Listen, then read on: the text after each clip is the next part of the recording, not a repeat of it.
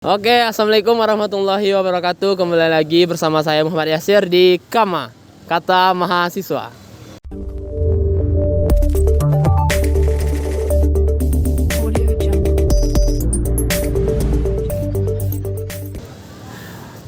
Baik, sekarang sebelum kita mulai, Bung, lebih baik kita buka masker karena ini hanya formalitas.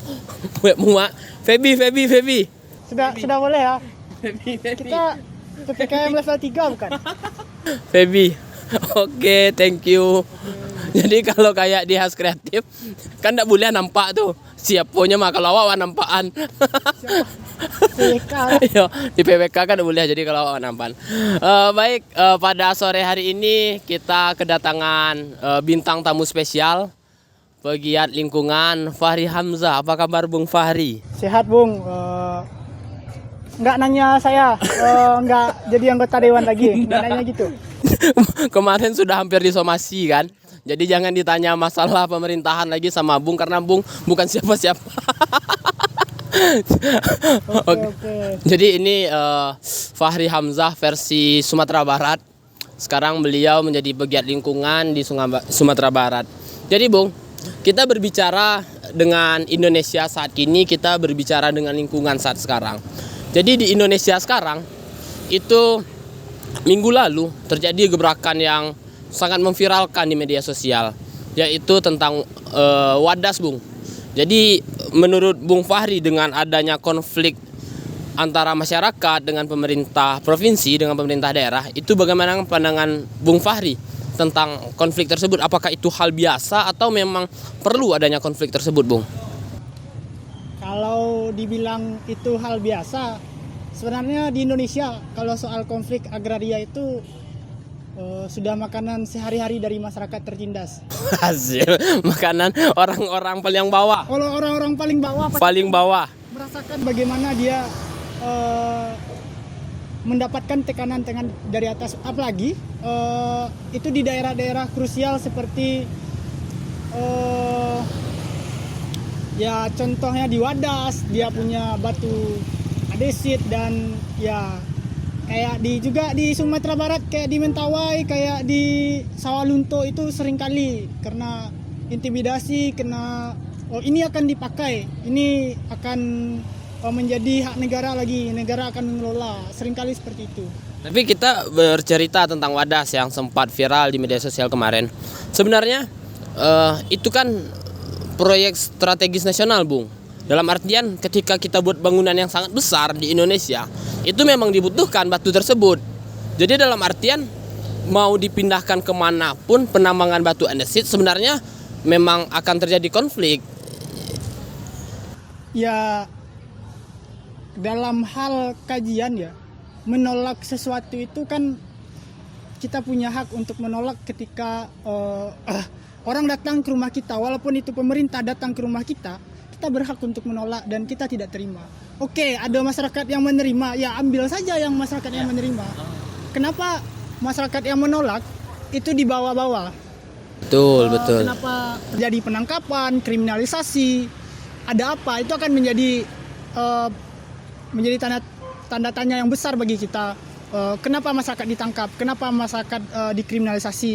Kenapa orang yang kontra itu dikriminalisasi kayak gitu? Tapi kan ketakutan pemerintah pada saat sekarang, sebenarnya sebelum viral kemarin itu masalah penambangan di Wadas itu memang sudah konflik. Ya. Cuman karena viral di media sosial, apakah pemerintah takut dengan media sosial saat sekarang sampai Pak Gubernur Pak Ganjar Pranowo turun langsung dan meminta maaf?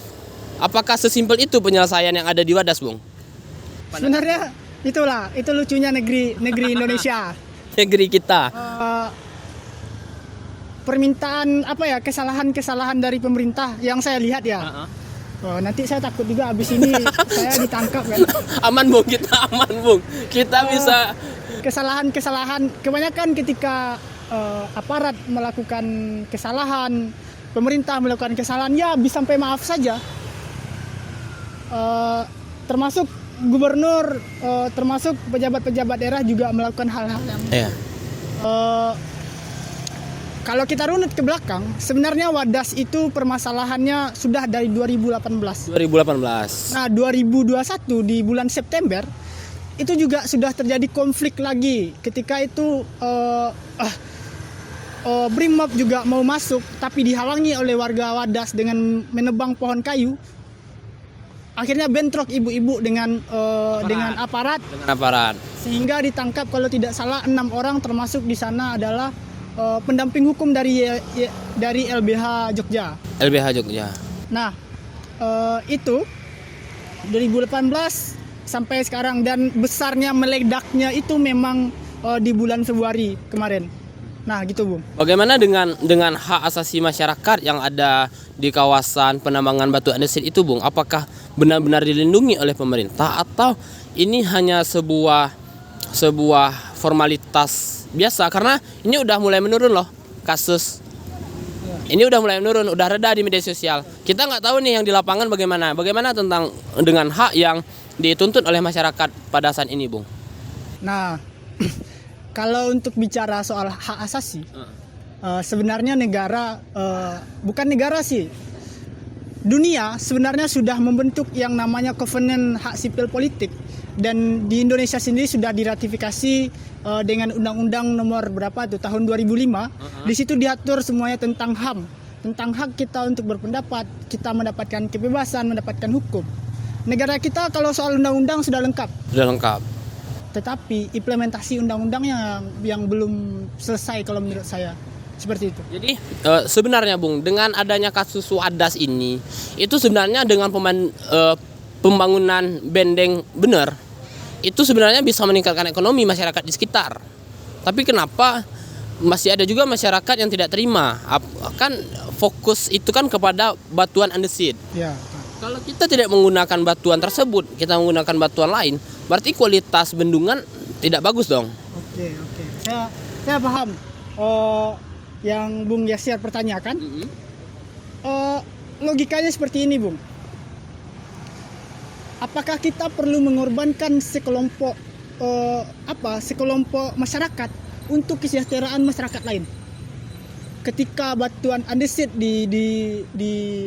ditambang di Wadas, itu akan mengakibatkan pencemaran lingkungan di Wadas.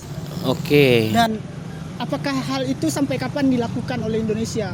Kita harus mengorbankan Wadas untuk mensejahterakan masyarakat yang lain. Kita harus kita harus mengorbankan Mentawai untuk mensejahterakan Sumatera daratan ini. Iya betul. Kapan kita melakukan hal seperti itu? Lalu bayangan solusi atau pemecah dari masalah tersebut, kita ambil contoh di Wadas, Bung. Itu bagaimana penyelesaiannya yang baik? Bendungan yaitu proyek strategis nasional. Sedangkan Wadas salah satu lingkungan kita yang perlu kita lindungi. Berarti bendungannya harus dikorbankan dong kalau proyek tambang tidak jadi. Oke. Nah, sebenarnya kan tidak hanya di Wadas ada andesit. Kita bisa di mana yang mau menerima, atau kalau bisa kan, kalau mau diimpor juga bisa diimpor kan, atau diekspor juga bisa kan. Tergantung pemerintah lagi mengusahakan maunya kemana gitu. Otomatis kalau masyarakat Wadas menolak, ya kita harus menghargai hak dia sebagai masyarakat Indonesia. Selalu aja dia buat negara sendiri. Iya. Jadi dalam artian sekarang, Bung, untuk proses kelanjutan bendungan yang katanya bendungan itu merupakan bendungan terbesar di Indonesia. Katanya kalau proyek itu selesai, Bung ya. Kalau tidak dikorupsi ya. Kalau tidak dikorupsi, insya Allah menjadi bendungan terbesar. Itu akan mengaliri aliran sungai yang sekian sawah, sekian hektar, sekian ratus hektar. Jadi kalau tidak terjadi, maka ya banjir akan tetap terjadi di kawasan sekitar bendungan ini segala macam. Jadi menurut Bung Fahri sendiri, adakah lingkungan yang mau menerima pertambangan andesit ini untuk pembangunan tersebut? Gitu loh, Bung. Kalau untuk adakah mau atau tidak, itu kita kembalikan kepada masyarakat. Masyarakat, iya. Kalau sampai saat ini kan belum juga ada kajian soal itu kan.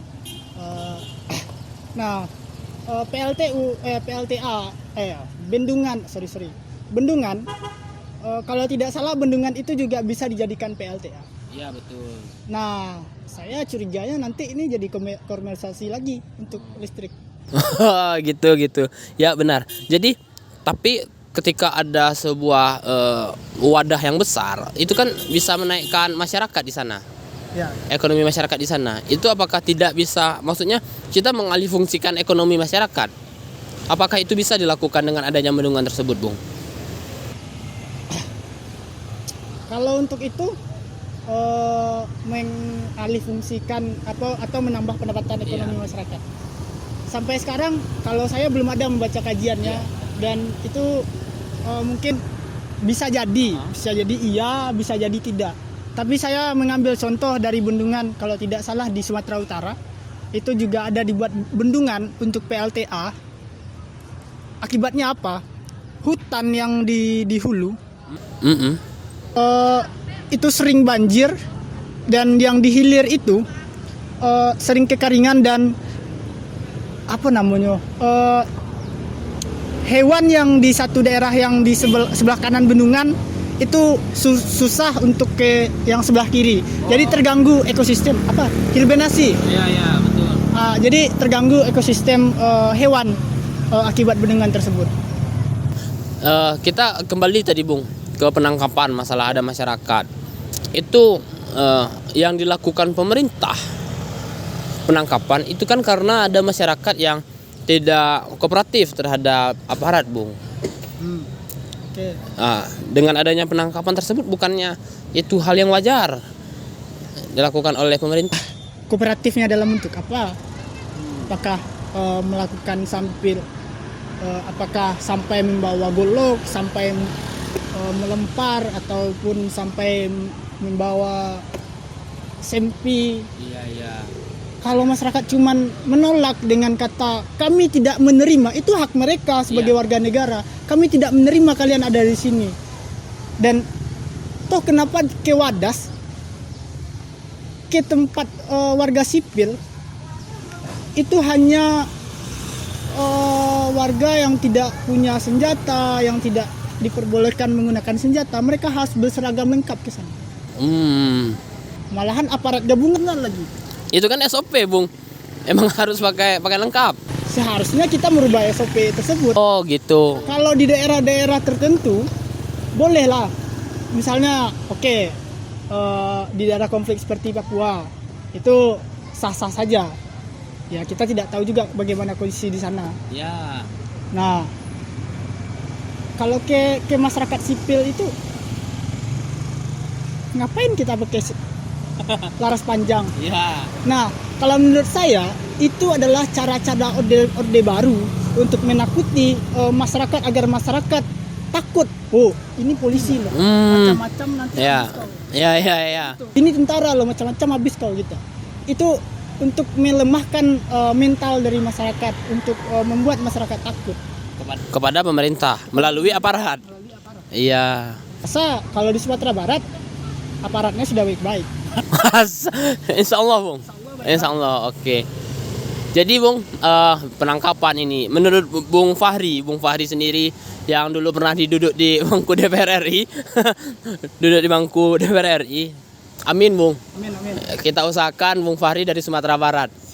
Partainya, Bung? Enggak. Oh iya. Jadi menurut Bung Fahri sendiri, apa solusi terbaik dengan masalah Wadas tersebut, Bung? Kalau untuk solusi, kalau menurut saya solusi terbaik dari permasalahan Wadas itu ya ajak lagi masyarakat untuk mediasi dengan pemerintah, dan tanyakan pemerintah masyarakat menanyakan pemerintah apa mau dari masyarakat. Kalau misalnya masyarakat kami maunya ini, pemerintah secara tidak mau suka tidak suka harus menuruti kata-kata masyarakat.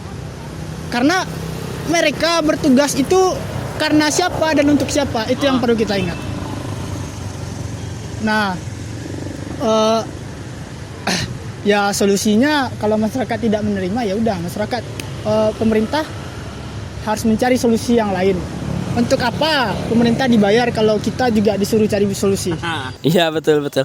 Oke, Bung, mungkin itu kita akan berbicara lingkungan di beberapa episode lainnya, seperti Mentawai, seperti konflik di Jambi, di Sumatera Utara dan sebagainya. Kita akan undang Bung lagi. Cuman untuk Wadas kali ini kita akhiri dulu. kita akhiri dulu perjumpaan kita pada sore hari ini. Thank you Bung Fahri. Oke teman-teman Kama, mungkin sedikit perbincangan kita dengan Bung Fahri Hamzah. Sekian dari saya, Muhammad Yasir, undur diri. Wassalamualaikum warahmatullahi wabarakatuh.